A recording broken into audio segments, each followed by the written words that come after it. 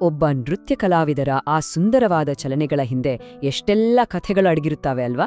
ಬನ್ನಿ, ಇಂದು ನಾವು ಭಾರತದ ಶಾಸ್ತ್ರೀಯ ನೃತ್ಯಗಳ ಆಳವಾದ ರೋಮಾಂಚಕ ಜಗತ್ತಿನೊಳಗೆ ಒಂದು ಪಯಣ ಮಾಡೋಣ.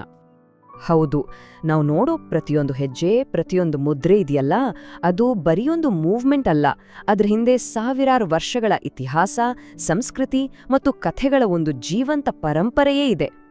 ಹಾಗಾದ್ರೆ ಒಂದು ನೃತ್ಯವನ್ನ ಶಾಸ್ತ್ರೀಯ ಅಥವಾ ಕ್ಲಾಸಿಕಲ್ ಅಂತ ಯಾಕೆ ಕರೀತಾರೆ? ಅದಕ್ಕೆ ಆ ಸ್ಥಾನಮಾನ ಹೇಗೆ ಸಿಗುತ್ತೆ? ಇದನ್ನ ಅರ್ಥ ಮಾಡ್ಕೋಬೇಕು ಅಂದ್ರೆ ನಾವು ಈ ಕಲೆಗಳ ಮೂಲಕ್ಕೆ ಹೋಗ್ಬೇಕು.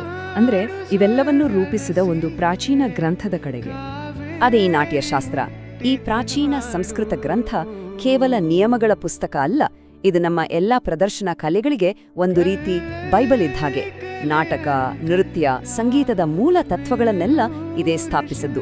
ಭಾರತದ ಬೇರೆ ಬೇರೆ ಶಾಸ್ತ್ರೀಯ ನೃತ್ಯಗಳನ್ನ ಒಂದೇ ದಾರದಲ್ಲಿ ಕಟ್ಟಿರೋ ಒಂದು ಸಾಮಾನ್ಯ ಎಳೆ ಅಂದ್ರೆ ಅದು ಈ ನಾಟ್ಯಶಾಸ್ತ್ರ.